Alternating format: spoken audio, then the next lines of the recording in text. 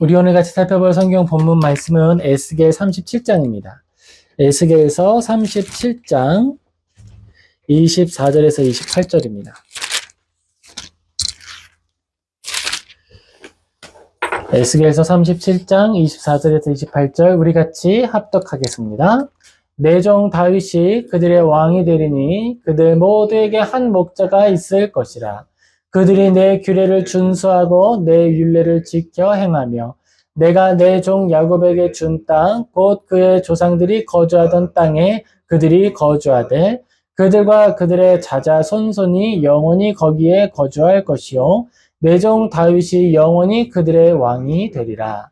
내가 그들과 화평의 언약을 세워서 영원한 언약이 되게 하고 또 그들을 견고하고 번성하게 하며 내 성소를 그들 가운데에 세워서 영원히 이르게 하리니 내 처소가 그들 가운데에 있을 것이며 나는 그들의 하나님이 되고 그들은 내 백성이 되리라. 내 성소가 영원토록 그들 가운데 있으리니 내가 이스라엘을 거룩하게 하는 여호와인 줄을 열국이 알리라 하셨다 하라. 아멘. 원수의 목전에서 상을 베푸시는 하나님이라는 제목으로 우리 에스겔서 37장 24절에서 28절 같이 살펴보겠습니다. 여러분, 하나님은 어떤 분이세요? 하나님은 선하신 분입니다. 이 하나님은 선하시다라고 할 때 요즘 시대의 사람들은 믿지 않더라고요. 이제 SNS를 통해서 많은 정보를 얻습니다. 특별히 우리가 복음을 전해야 하잖아요. 복음을 전할 때에 듣지 않는 사람들을 향해서 그들의 뒤통수를 향해서 소리치는 게 아니에요. 물론 그런 형식의 복음 전파도 있습니다. 그러나 더 효과적으로 하나님께서 우리를 부르신 뜻을 따라 복음을 전파할 때에는 조금 다른 모습이 있어야겠죠. 찾아가야 하는 것이고 만나야 하는 것이에요. 그리고 그들이 알아들을 수 있는 말로 복음을 전해야 합니다. 그러기 위해서 우리는 성경을 읽는 만큼 우리가 만나게 될, 또 우리가 하나님 앞에 사명을 받은 이들을 연구하고 살펴야 하는 것이죠. 그렇게 해서 우리가 사람들을 살펴보고 이야기를 하고 시대의 이야기를 들어보면 이상한 걸 발견하게 됩니다. 하나님은 정의로우시고 선하시고 온전하신데 어떤 사람들은 종교색은 있으나 하나님이 선하시다라고 하는 걸 적극적으로 부인하는 거예요.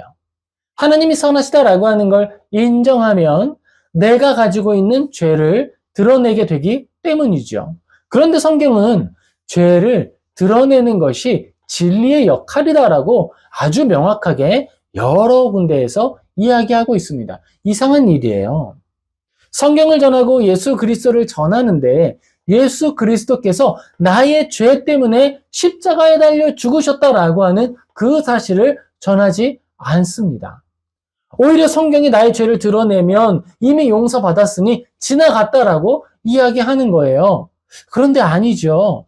우리가 예수 그리스도께서 십자가에 달려 죽으셨다라고 하는 사실을 보는 것과 믿는 것은 단회적 사건이지만 오늘의 현실과 오늘의 상황으로서 우리는 또다시 십자가 앞에 나아가는 거예요.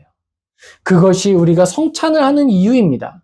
예수 그리스도께서는 2000년 전에 십자가에 달려 죽으셨지만 우리는 예수 그리스도의 죽으심에 오늘도 참여하는 거예요. 그래서 예수 그리스도께서 찢으신 살에 참여하는 빵을 나누는 성찬 예식이 있고 그리스도께서 흘리신 피에 참여하는 포도주를 마시는 성찬 예식이 있는 것입니다. 그렇게 우리는 예수님의 피와 살에 참여하여서 오늘도 참여하여서 우리의 죄를 회개하고 하나님을 향하여서 우리의 신앙을 고백하고 예수 그리스도와 그와 함께 오는 모든 유익을 누리게 되는 거예요. 이게 기독교입니다. 여기에서 무엇이든지 빼면 안 되는 거예요. 어떤 사람이 학위를 들고 와서 내가 학위를 들고 있는데 이제 회개 그만해도 됩니다 라고 말한다고 해서 우리가 거기에 휩쓸려서는 안 되는 거예요. 어떤 사람이 많은 명예와 많은 권력을 가지고 와서 내가 죄를 덮어줄 테니까 이제 편히 사세요 라고 이야기하면 따라가면 안 되는 거예요. 예전에 교황주의자들이 그렇게 면죄부를 팔았습니다. 여기에 와서 이 종이를 사세요. 이 종이를 사면 더 이상 여러분은 회개하지 않아도 됩니다. 그게 바로 교황주의자의 오류였습니다. 그런 오류가 오늘 이 시대에 반복되고 있습니다. 어떤 사람들은 내 이름, 내가 가지고 있는 명예, 내가 많은 사람들을 거느리고 있다라고 하는 것을 이유 삼고 권위 삼아서 성경보다 더 높은 것으로 정의와 공의를 가르는 일에 능숙한 자신의 모습을, 영악한 그 모습을 능력 있는 것으로 바꾸려 하고 있어요. 그런 시대를 우리가 걸어갑니다. 그때 우리가 성경을 읽고 살피는 것이 우리의 생명에 유익하다라는 것입니다. 다시 질문하겠습니다. 하나님은 어떤 분이십니까? 하나님은 공의로우시고 정의로우신 분입니다. 하나님은 우리를 사랑하셔서 독생자 아들을 보내시고 죽이시기까지 우리를 사랑하여 주시는 분이십니다. 하나님은 우리의 사랑 때문에 정의와 공의, 그 선하심을 포기하는 분이 아닙니다. 오히려 당신의 아들을 십자가에 달려 죽이심으로 이 죄인을 대신하여 죽이시는 방식으로 정의를 완전히 완성하시고 사랑을 완전히 완성하셨습니다. 우리가 그런 하나님을 믿는다라고 하는 사실을 여러분 확실히 붙드시길 예수님의 이름으로 축복합니다. 어떤 사람들이 이야기합니다. 제가 당신의 이름으로 귀신도 내쫓았습니다. 또 말합니다. 내가 하나님의 이름으로 대단한 업적을 이뤘습니다. 이렇게 말하는 사람들이 있어요. 그런데 성경에서 그런 사람들을 향해 뭐라고 이야기하는지 우리가 알고 있죠? 성경은 이렇게 이야기합니다. 예수님께서 말씀하십니다. 그때 내가 그들에게 밝히 말하되 내가 너희를 도무지 알지 못하니 불법을 행하는 자들아 내게서 떠나가라 하리라 하라고 말씀하셨습니다. 그게 마태복음 7장 23절에 예수님이 하신 말씀으로 기록되었고 전달된 말씀이에요. 우리에게 있어서, 우리의 삶에 있어서 중요한 것은 하나님이 가르쳐 주시고 가르쳐 주신 대로 통치하신다라는 거예요. 그게 하나님의 도덕적 통치 방식이고 지성적 피조물을 다스리시는 아주 놀랍고 특별한 섭리입니다. 하나님은 세상을 다스리시고 세상 가운데 당신의 뜻을 드러내실 때 가르치는 방식을 사용하지 않으세요. 그냥 실행하세요. 그냥 하십니다. 그런데 하나님을 따르고 사랑하는 지성적 피조물, 하나님의 형상을 닮은 피조물에게는 특별한 방식으로 다스려 주시는데 그것이 바로 가르쳐 주시고 가르쳐 주신 대로 통치하신다라는 거예요. 우리가 하나님을 사랑하고 우리가 하나님을 사랑한다라고 하는 걸 표현하는 방식으로서 이 글씨, 글자, 이 성경에 나타난 모든 것들을 신뢰하고 존중하는 것, 그것을 따라 걸어가는 것, 그것으로 하나님을 향한 사랑을 표현하는 거예요. 그런데 어떤 사람들은 이러한 하나님 사랑하는 것보다 나의 이름, 나의 자랑, 나의 명예 그런 것들을 더 추구하기도 합니다. 그런 사람들이 이상한 게 아니에요. 하나님을 믿지 않은 사람들은 원래 그런 모습이에요. 우리가 확인해야 하는 건 본래 하나님을 믿지 않았구나 라고 하면 되는 것입니다. 거기에 매달려가지고 감정을 소모하고 거기에 매달려서 우리가 힘들어할 필요가 없는 거예요. 우리가 인생길을 걸어가는 중에 툭툭 털고 걸어가야 할 상황이 많이 있습니다. 애달파하지 마세요. 고달파하지 마세요. 하나님이 우리와 함께 하신다라고 하는 걸로 만족하며 뚜벅뚜벅 주어진 길을 걸어가면 되는 것입니다. 에스겔 선지자가 걸어갔던 여정이 바로 그런 길이었습니다. 하나님이 말씀을 주시고 그러면 그걸 들고 살아갔던 거예요. 주변 사람들이 뭐라고 하든 어디에서 어떤 이야기가 흘러가든 그건 관계가 없습니다. 왜냐? 하나님께서 오늘 주신 말씀은 우리에게 있기 때문인 것이죠. 내가 살아가는 삶과 우리가 신뢰하는 것이 하나님의 말씀이라고 하면 그것으로 족하다라는 거예요. 주변 사람들에게 휘둘리지 않아야 합니다. 거기엔 진리가 없어요. 다수결에 의해서 구원받는 방식이 결정되는 게 아니에요. 하나님의 말씀으로 구원받는 방식이 주어졌고 그것을 신뢰하며 함께 따라가는 이가 있고 그것을 거절하여 내 방식대로 살아가는 이들이 있는 것입니다. 시대는 늘 그랬습니다. 어떤 것을 채택하고 어떤 길을 따라가느냐 그건 우리에게 달려있는 거예요. 하나님은 말씀을 따라 통치하십니다. 그리고 그렇게 당신의 사람들을 위로하십니다. 그리스도인들에게는 많은 위로가 필요합니다. 그 위로가 왜 필요할까요? 세상은 이야기합니다. 공감해줘야 합니다. 라고 이야기하죠. 자녀들에게도 공감해주고, 우리 아이들이 하는 것에 다 귀 기울여주고, 잘못한 것이 있어도, 그래, 그럴 수도 있지. 해야 된다고 이야기해요. 성경은 좀 다르게 이야기합니다. 성경에서는요, 사랑하는 자녀가 있으면 훈육해야 한다고 이야기하고 있어요. 잘못된 길로 걸어가면 붙잡아서 온전한 길로 돌이켜 주어야 한다라고 이야기합니다. 다른 길을 이야기하는 거예요. 그리고 성경에서 이야기하고 있는 위로는 다른 목적을 위해서 우리에게 주어집니다. 세상이 말하는 위로는 그 목적지가 누구냐 하면 목적의 대상이 나예요. 나를 위한 위로예요. 나를 기쁘게 하고 내 마음을 즐겁게 하기 위한 위로를 이야기합니다. 그럼 성경이 이야기하는 위로는 무엇일까요? 성경이 이야기하는 위로는 그리스도인이 하나님의 뜻을 따라 다시 걸어갈 힘을 얻는 위로예요. 아하, 우리가 걸어가는 이 위로가 그런 위로구나. 잘했어. 그게 맞아. 에스겔에게 위로가 필요했어요. 어떤 위로냐면 그게 맞아라는 위로였어요. 잘하고 있어, 에스겔. 그게 맞아. 내가 너에게 말씀을 부어줬고 내가 너와 함께하고 있어. 그런 위로가 에스겔에게 필요했어요. 왜 그랬을까요? 에스겔은 하나님의 말씀을 따랐고 하나님의 말씀을 증언하는데 그 증언하고 나타내는 삶의 내용과 모습이 슬픔의 모습이었어요. 고단한 삶의 모습이었어요. 많은 사람들이 에스겔을 높이고 에스겔을 존중하고 에스겔이 법을 쥐락펴락하면서 법대로 법을 막 내 마음대로 움직이는 그런 게 아니라 오히려 굽어져 있는 법이 에스겔을 힘들게 하고 하나님을 따르지 않는 이들이 에스겔을 말로써 또는 실제로 채찍으로써 핍박하는 상황이 나타나게 됐다라는 거예요. 그런 에스겔에게 위로가 필요한 것이었습니다. 그 위로는 에스겔의 마음을 조금 즐겁게 하는 것이 아니고 에스겔이 계속 그 사명자의 삶을 살아가게 하는 위로가 필요했다라는 거예요. 하나님은 계속 그 일을 하도록 위로하시고 격려하여 주십니다. 그게 그리스도인이 누리는 하늘로부터 오는 위로이고 하늘로부터 오는 격려입니다. 하이델베르크 의류문답에서 1문에서 이제 자카리아스 우르시누스가 이야기하는 것이에요. 그 모든 위로가 왜 필요하냐라고 이야기할 때 그리스도인이 믿음으로 살아가기 위하여서 하나님의 위로가 필요하다라고 이야기합니다. 두 번째 필요한 이유는 하나님께 영광 돌리기 위해서 필요하다고 이야기합니다. 하나님께 영광이 되는데 왜 위로가 필요할까요? 그것은 우리가 누리는 즐거움과 우리가 살아내는 삶의 기쁨이 핍박당하는 자리에서 즐거워하는 것과 의를 실행하며 고난당하며 즐거워하는 것이 하나님께 영광이 되기 때문에 하나님의 위로가 우리에게 필요하다. 그리고 그 위로는 개인의 만족이 아니라 하나님께 영광이 되는 위로다라고 이야기하고 있는 거예요.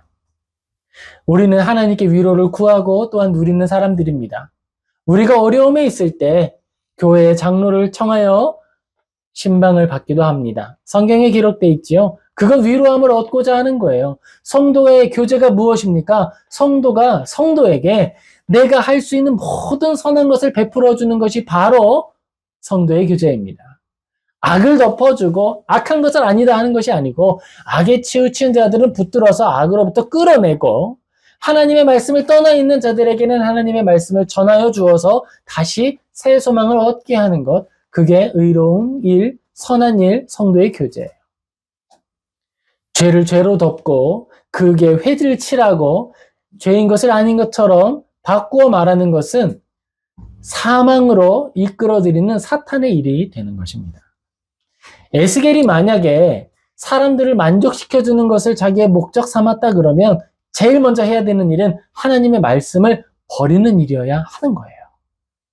우리는 그렇게 하나님께로부터 오는 위로를 누리고 하나님과 동행하며 살아가는 것입니다. 에스겔서 37장 25절에서 26절 우리 같이 한번 합독하겠습니다. 내가 내 종 야곱에게 준 땅, 곧 그의 조상들이 거주하던 땅에 그들이 거주하되 그들과 그들의 자자손손이 영원히 거기에 거주할 것이요 내 종 다윗이 영원히 그들의 왕이 되리라. 내가 그들과 화평의 언약을 세워서 영원한 언약이 되게 하고 또 그들을 견고하고 번성하게 하며 내 성소를 그 가운데에 세워서 영원히 이르게 하리니. 아멘. 에스겔서를 통해서 하나님이 이스라엘 사람들을 위로하고 있어요. 지금 위로하시는 거예요. 위로하는 거예요. 이 모양으로. 아, 하나님, 이게 위로입니까? 라고 생각할 수 있겠죠. 왜냐하면 오늘날의 위로는 좀 감성적인 위로가 많잖아요. 그렇죠? 먼저 우쭈쭈 우쭈쭈 하면서 이런 것들을 많이 하지 않습니까? 그런데 이것은요, 문법적인 위로입니다. 이것은 정의로 봤을 때 위로입니다. 온전한 위로가 되는 거예요. 막 슬퍼하고 있는 사람들이죠. 포로가 돼서 끌려갔어요. 우리 주아가 지금 집을 잃어버렸어요. 밖에 있어요. 그때 하나님이 딱 말씀해 주시는 거예요. 네가 돌아갈 집이 있을 것이고 네가 다시 한번 위로함을 받을 것이다.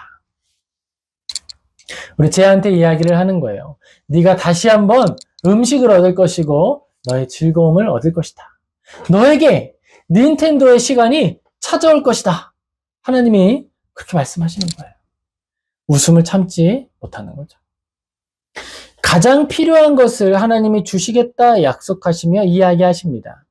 그런데 하나님은 그냥 무턱대고 그들을 위로하시는 게 아니다라고 하는 거예요. 그래서 우리가 위로에 대한 이야기를 먼저 살펴본 것입니다. 하나님은 이스라엘 사람들이 하나님의 말씀을 들을 수 있도록 위로하시는 것이었어요. 그리고 하나님은 이스라엘 사람들이 포로가 된 땅에서 소망을 잃지 않도록 위로해 주시는 거예요. 계속 그 일을 정진하도록, 포로가 된 땅에서 고난 당하는 일을 쉬지 않도록 격려해 주시는 거예요.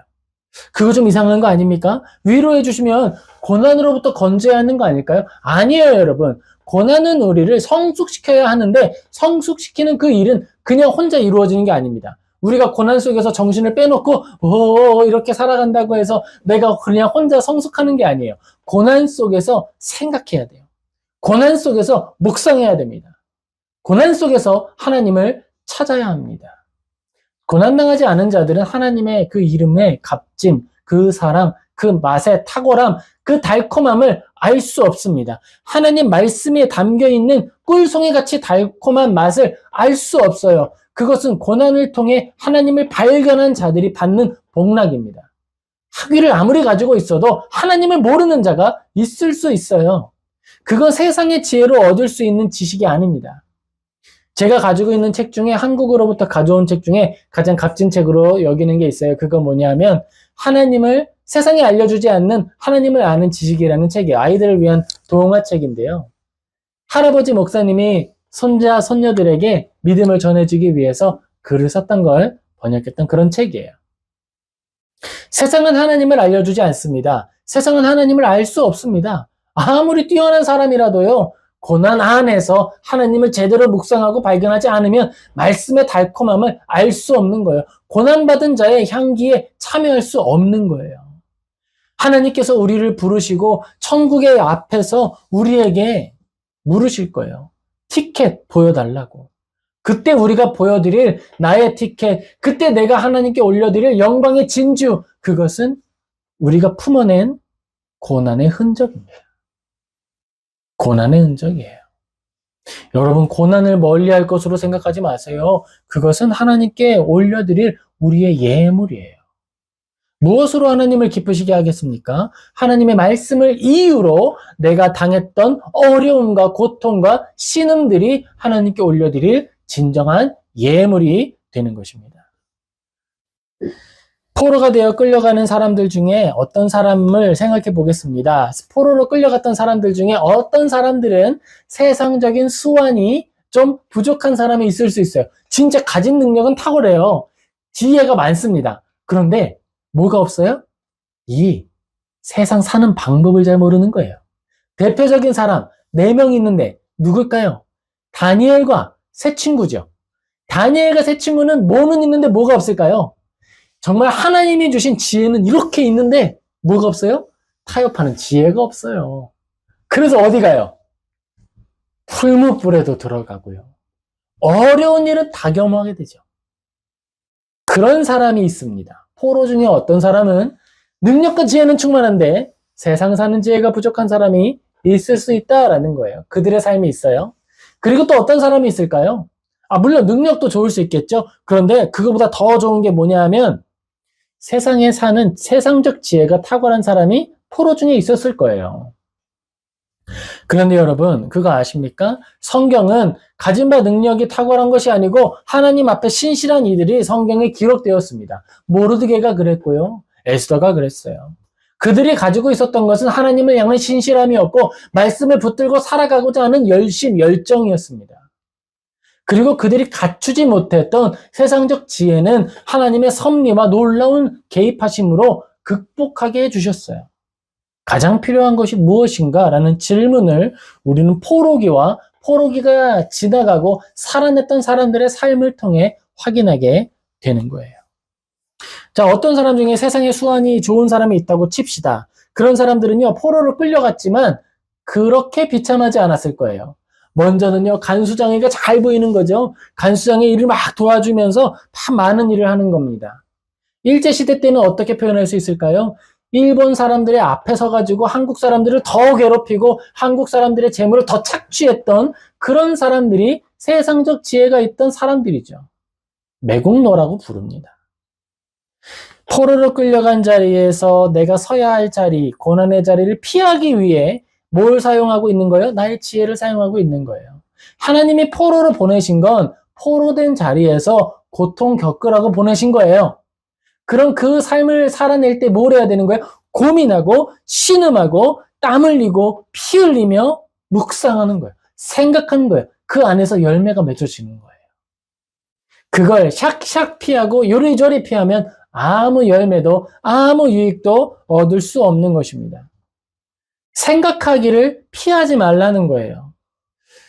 생각하지 않으면 생각당한다라는 표현이 있습니다. 전 이거 굉장히 좋아합니다.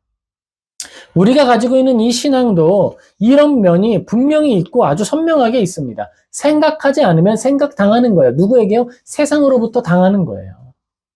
이쯤이면 나는 좋은 사람이지, 이거면 충분하지, 내가 이렇게 한들 누가 나를 뭐라고 할까? 아니요, 하나님이 지켜보고 계시고 하나님이 아십니다. 하나님이 일하십니다. 그걸 신뢰하는 만큼 우리는 변화될 수 있는 거예요. 하나님이 살아계시다라고 하는 걸 아는 만큼, 믿는 만큼 우리는 고난을 온전히 감당할 수 있는 거예요. 우리가 하나님을 신뢰할 때 그 신뢰함이 덜 하다면 어떻게 될까요? 가장 먼저 해야 되는 건 뭐라 그랬죠? 타협이라 그랬어요. 세상에 지혜가 없는 사람은 없어요. 다 있습니다. 그런데 그걸 쓰지 않기로 결정하는 몇몇 사람들이 있는 거예요. 하나님이 주신 지혜가 있는데 세상에서 내가 어떻게 처세야 하면 고난이 줄어들게 될지 모르겠습니까? 아니요, 알죠. 제가 이제 목회자들에 대해서, 다른 사람들은 뭐라고 하나요? 근데 목회자들에 대해서 좀 이렇게 이야기를 간단하게 할 때가 있어요. 왜냐하면요, 사실 목회자들이 살아내는 삶의 내용은 직장인들이 살아내는 삶에 비해서 그 강도가 약해요. 그 압력이 약하단 말입니다.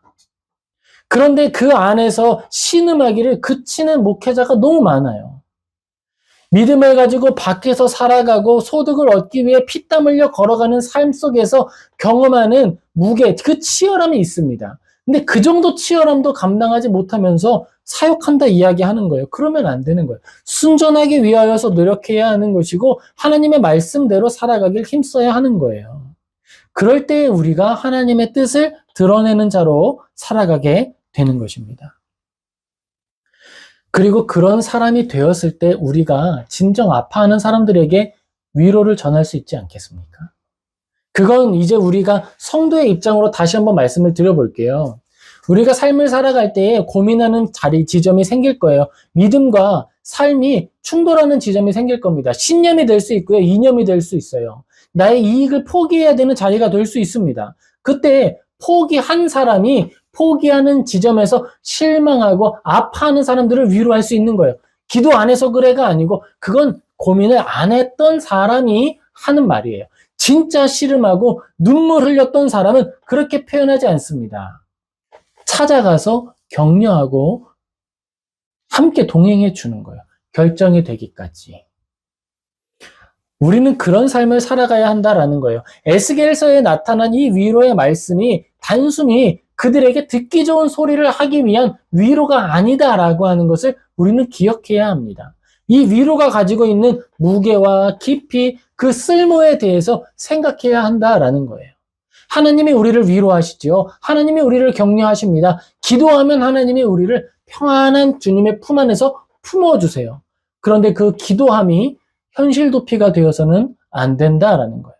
고난 속에서 기도해야죠. 고난 속에서 기도할 때 그 고난을 뺑 돌아가도록 회피하도록 하기 위해서 기도하는 것이 아니라 능히 이겨내게 하도록 기도해야 하는 것입니다. 능히 감당해야 하는 것이에요. 주님이 주신 잔을 외면하지 말고 버리지 말고 이거 너무 써요. 단 거 주세요. 하지 말고 그걸 마시는 거예요. 그게 우리의 입에는 쓰지만 그것이 우리 안에서는 진정한 유익이 되어서 하나님께 영광을 올리게 되는 것입니다. 그리스도인은 하나님의 이름과 성품, 하나님의 살아계심과 하나님의 기뻐하시는 그 뜻을 통해서 그것으로 인해서 위로함을 받는 거예요. 하나님 내 삶에 이 시간 왜 허락하셨어요? 하나님 제 시간에 제 삶 속에 이 일이 참 많은 시간을 허비하게 만들었습니다. 아니에요. 그것은 우리의 고난을 회피했고 제대로 소화시키지 않은 생각인 거예요. 제대로 소화시킨다면 다른 고백을 하게 되는 것입니다. 만약에 이런 방식으로 생각한다면, 잘못된 방식으로 생각한다 그러면 가장 많이 상처받은 사람은 누가 되는 거예요? 선지자들이 되는 거예요. 에스겔이 되는 거예요. 근데 에스겔은 상처받지 않았어요. 기쁨으로 걸어가기 때문이죠. 어떤 목사님께서 이제 인터뷰를 하시면서 이렇게 이야기를 했습니다. 그리스도인의 삶은 즐거운 삶이다라는 거예요. 거기 안에는 뭔가 비참함이 없고 뭔가 막 엄청난 게 이루어지는 게 아니라는 거예요. 좋으니까 걸어가야 그리스도인의 삶이다라는 거예요. 여러분 그것입니다. 좋아서 걸어가는 거예요. 좋아서 타협하지 않는 거고요. 내가 좋아서 그들과 동행하기를 원치 않는 거예요. 하나님의 말씀과 더불어 세상을 섬기기를 내가 원하지 않는 거예요. 그래서 내가 즐거워하는 것, 내가 좋아하는 것들을 채택하는 거예요. 취하는 거예요. 그렇게 살아갔더니 다니엘이 되고 그렇게 살아갔더니 그 세 친구들이 되는 것입니다. 우리는 싫은 걸 억지로 하는 것이 아니고 하나님의 말씀을 따라서 내가 즐거워하는 것을 하는 거예요. 와, 이걸 제가 하나님의 말씀 속에서 듣고 즐거워하게 되는 거예요. 포로가 되어 끌려간 이스라엘 사람들, 그들이 감당하는 큰 아픔은 어떤 의미가 있을까요? 사실 포로로 끌려간 이스라엘은 그렇게 잘못한 사람들은 아니죠. 죄의 당사자가 물론 있을 수 있겠지만 2세대, 3세대는 그들의 죄에 참여하지 않은 자예요. 그리고 하나님은 그 안에서 다음 세대들, 그들을 통해 변화를 준비하시는 겁니다. 하나님께서 준비하시는 은혜 가운데에 변화된 자, 하나님의 이름이 삶 속에 새겨진 자들을 통해 이스라엘의 성읍이 다시 회복되게 될 것입니다.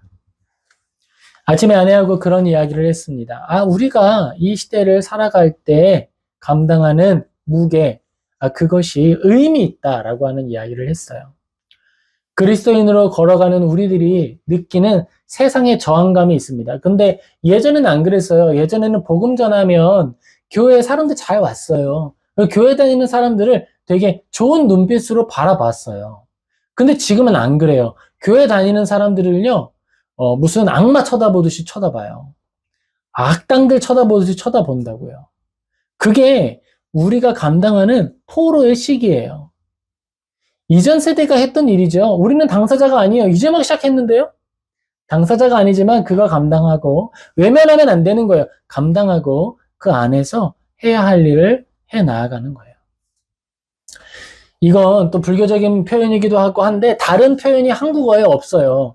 그래서 쓰는 말인데 그것을 업을 감당한다라고 표현을 하더라고요. 업을 감당한다. 우리가 지성적으로 성경을 읽지만 종교가 지성적인 것만은 아니죠. 영적인 것이죠. 하나님께서 이스라엘의 사람들, 포로로 끌려간 사람들, 그 젊은 자녀들에게 그 이전 세대가 지었던 죄의 무게를 짊어지게 하신 거예요. 그래서 우리는 그걸 짊어지고 오늘을 살아가는 거예요. 내 편이면 죄도 덮어주고 내 편이면 죄도 없는 것이 되고 이것저것 따지지만 직분으로 눌러버리는 사람들, 그런 사람들이 만들어 놓은 기독교 모욕당할 만합니다. 낮아져야 하고요. 포로가 돼야 돼요. 그리고 우리는 그것을 외면하고 당신들이 쌓아놓은 것 알아서 치우십시오 라고 하는 것이 아니라 그 안에서부터 다시 걸어가야 한다라는 거예요. 이스라엘 사람들이 포로로 끌려간 자리에서 하나님을 향해서 이렇게 말하지 않았어요. 전 아닌데요. 왜 전을 포로로 보내셨어요? 말하지 않았습니다. 그 자리에서 살아내고 그곳으로부터 돌아왔어요. 우리가 지금 그러한 시대를 살아가고 있는 거예요. 부흥길을 걸어왔지요. 많은 이들이 복음으로 새로워진 것처럼 보이는 시대를 살아왔습니다. 하나님의 이름을 전하고 건물을 세웠어요. 그리고 자기의 주머니를 채웠습니다.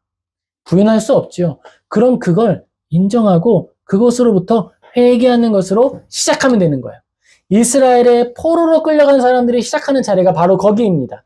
그리고 그걸 제대로 감당하라고 하나님이 말씀으로 위로해 주시는 거예요. 우리에게 그렇게 위로의 말씀은 나의 귀를 간지르는 말씀으로 주어지는 위로가 아니라 하나님께 영광 올려드리기 위한 위로다라고 하는 것을 우리가 잘 기억해야겠습니다. 에스겔서 36장 23절 우리 같이 한 목소리를 읽겠습니다. 여러 나라 가운데에 더럽혀진 이름 곧 너희가 그들 가운데에 더럽힌 나의 이름을 내가 거룩하게 할지라 내가 그들의 눈앞에서 너희로 말미암아 나의 거룩함을 나타내리니 내가 여호와인 줄을 여러 나라 사람이 알리라 주 여호와의 말씀이니라. 아멘. 우리가 그렇게 나의 고난을 감당하고 우리가 그렇게 말씀의 무게를 짊어질 때 하나님이 말씀하여 주시는 거예요. 내가 너희들을 통해 나의 이름을 회복해 주겠다. 열방에 내가 살아있고 내가 너희를 사랑한다라고 하는 것을 보여주겠다라고 하나님이 말씀해 주시는 거예요. 아하, 우리에게 필요한 것은 이전 세대와 나를 분리시키는 것이 아니라 이전 세대의 연약함과 어려움을 짊어지는 것이구나. 그걸 우리가 기억해야 한다라는 것입니다. 여러 나라 가운데 이름을 더럽힌 사람 누구입니까? 바로 우리들입니다. 여러 나라 가운데에 모욕과 수치를 당하도록 만들어 놓은 사람이 누구입니까? 바로 우리들입니다. 다른 사람을 모욕하고 거기에 손가락질을 할 것이 아니라 나를 향해서 말씀을 사용해야 하는 거예요. 나를 향해서 그 말씀이 적용되어야 하는 거예요. 나로부터 시작되어야 하는 거예요. 그 회개함이. 그들 가운데에 더럽힌 나 이름, 내가 더럽힌 그 이름을 다시 거룩하게 하겠다. 누가요? 하나님이요. 무엇을 통해서요? 하나님의 말씀을 통해서 하시는 거예요. 내가 그들의 눈앞에서 너희로 말미암아 나의 거룩함을 나타내리니 내가 여호와인 줄을 여러 사람이 알리라. 여호와의 말씀이니라. 그리고 괄호치고 그러니까 고난을 잘 감당해라 라고 말씀해 주시는 거예요. 그러니까 세상에 타협하지 말아라 라고 말씀해 주시는 것입니다. 즐거워하고 기뻐하라 라고 말씀하십니다. 너희가 나를 인해서 고난당하고 나를 인해서 억울함을 겪고 나로 인해서 슬퍼하고 있다면 어떻게 해라? 즐거워해라. 너희의 상이 큼이라. 성경에 기록되어 있습니다. 하나님은 말씀하시고 말씀대로 통치하셔서 당신의 선하심을 보여주십니다. 그게 하나님이에요. 그리고 에스겔서를 통해 하나님이 고난 주시는 이유와 목적지까지 보여주셨어요. 그것이 에스겔서 36장 26절 28절에 기록되어 있습니다. 같이 읽겠습니다. 또 새 영을 너희 속에 두고 새 마음을 너희에게 주되 너희 육신에서 굳은 마음을 제거하고 부드러운 마음을 줄 것이며 또 내 영을 너희 속에 두어 너희로 내 율례를 행하게 하리니 너희가 내 규례를 지켜 행할지라. 내가 너희 조상에게 준 땅에서 너희가 거주하면서 내 백성이 되고 나는 너희의 하나님이 되리라. 아멘. 하나님의 마음이 이거예요. 우리가 고난에 들어가서 절구통에 들어가서 빠져야 하는 이유가 이거라는 것입니다. 미련함은요 벗겨지지를 않아서요 절구에 넣고 빠도 벗겨지지 않는다고 성경에 써 있어요. 우리 재하가 가지고 있는 미련함, 아빠가 가지고 있는 미련함 얼마나 단단히 붙어 있다고요? 절구에 넣고 빠도 떨어져요, 안 떨어져요? 안 떨어진다라는 거예요. 그래서 하나님이 우리에게 고난의 시간을 보내신 것이고 포로로 끌려가게 하신 거예요. 그런데 여러분, 그거 아세요? 하나님은 한 번에 여러 개를 이루시는 분이에요. 하나님은 일을 하실 때 여러 개를 한 번에 하신다고요. 당구를 치면 공 하나를 딱 쳐서 다른 공을 집어넣는데 하나님은 그 정도가 아니라 하나만 치면 여러 개의 공이 다다다닥 하고 다 들어가게 하시는 분이다라는 거예요. 하나님께서 이스라엘 사람들을 포로로 보내셨죠. 그럼 이스라엘 사람들은 내가 하나님의 이름을 더럽히고 내가 하나님을 어렵게 했던 것, 하나님의 영광을 가렸던 것 회개합니다. 그렇게 삶을 살아가잖아요. 그렇게 진실하고 공의를 사모하고 정의를 기다리고 하나님의 말씀 따라 살기로 힘쓰고 있잖아요. 그렇게 됐을 때 어떻게 될까요? 나중에 그들이 살아갔던 자리자리가 복음이 흘러가는 징검다리가 됐어요, 여러분. 하나님의 뜻이 이루어지는 징검다리가 됐다는 거예요. 다니엘은 능력은 있었지만 타협을 못해서 고통 많이 당했잖아요. 나중에는 이스라엘 사람들이 본토로 돌아오는 데에 가장 힘을 쓰는 사람이 되었어요. 그게 우리가 감당하게 될 우리의 비전입니다. 그리스도인에게 비전이 있다라고 그러면 바로 그게 비전이 되는 거예요. 하나님이 나를 말씀을 연결하는 징검다리로 쓰시려고 하는구나. 하나님이 내가 살아낸 이 삶의 자리를 당신의 뜻을 위해 쓰시겠구나. 그리고 하나님께서 내 마음을 덮고 있는 굳은 마음, 이 굳은 마음을 제거해 주시려고 하시는구나. 여러분, 바로 이거예요. 우리에게는 위로가 필요합니다. 왜 위로가 필요해요? 하나님의 뜻을 이루고 협력하기 위해서 우리에게 위로가 필요한 거예요. 그럼 위로함을 받은 우리는 어떻게 살아가야 합니까? 고난을 회피하는 게 아니라 그 중심으로 들어가는 거예요. 그 중심으로 들어가서 눈물 나면 울어야죠. 슬픔 당하면 슬픔 당해야죠. 그것으로 우리가 하나님께 영광 올려드리는 거예요. 그리고 하나님이 그때 우리에게 말씀해 주시는 것입니다. 너희들이 나의 영광이 됐고 너희들이 나의 기쁨이 되었다. 착하고 충성된 종아 주인의 잔치에 참여하여라. 그렇게 말씀해 주시는 거예요. 그게 우리가 걸어가는 삶의 여정이에요. 얼마나 영광스럽고 명예롭습니까? 정말 명예롭고 즐거운 일 아니에요? 하나님이 우리를 책임져 주시잖아요. 하나님이 우리 안에 당신의 이름을 새겨주시잖아요. 얼마나 즐거운 일인지 모릅니다. 그리고 우리는요, 하나님께서 왕의 자리, 그 통치자의 자리를 한 번도 포기하지 않으신다라고 하는 걸 기억해야 합니다. 하나님께서 우리를 포로로 보내시고 흩으셨잖아요? 그때에도 하나님은 왕이세요. 그리고 우리보다 더 우리를 사랑하는 마음으로 바라보고 계시는 거예요. 야, 내가 훈련소에 보내긴 했지만 조교들, 니네들 너무 험하게 다루지는 마. 내가 사랑하는 자녀들이야. 우리가 말씀을 통해 확인했죠. 이스라엘 사람들을 포로로 보내시면서 하나님이 말씀을 첨부해서 보내십니다. 뭐라고 첨부하셨어요? 그들은 내가 귀히 여기는 무화과 나무들이다.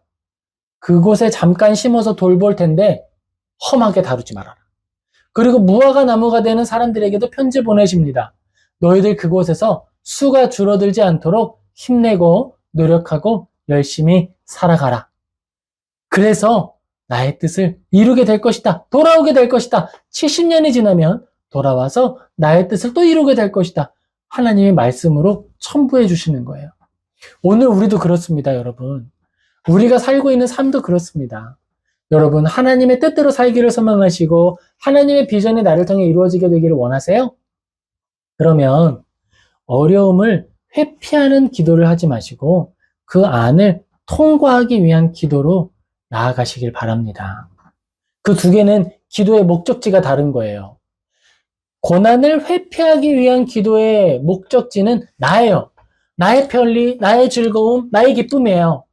그런데 고난을 통과하고 이겨내기 위한 기도, 하나님 이겨낼 믿음 주소서, 이겨낼 수 있도록 우리에게 눈을 밝혀주소서, 하나님이 나를 지키신다라고 하는 것을 확신하게 하소서라고 기도하게 된다면 그건 하나님의 영광을 위해 하는 영광의 비전의 기도가 되는 거예요.